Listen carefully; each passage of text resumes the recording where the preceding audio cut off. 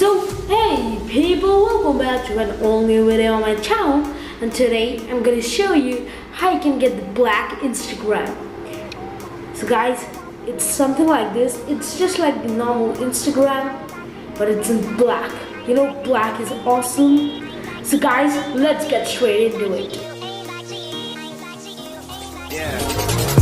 He can take you all around the world. Yeah, I know he can take you places. I ain't finna take you nowhere. All I got for you is fuck faces.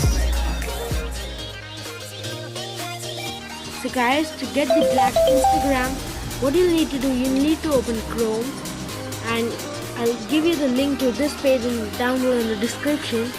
So after that, click on download now, and then you'll be redirected to a Mediafire page.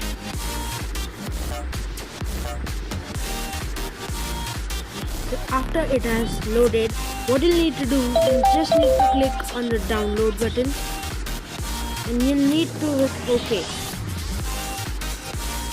and then it will start downloading. When it is downloaded, just click on it, install the APK, and you'll have the Instagram black. Just don't forget to remove the old Instagram.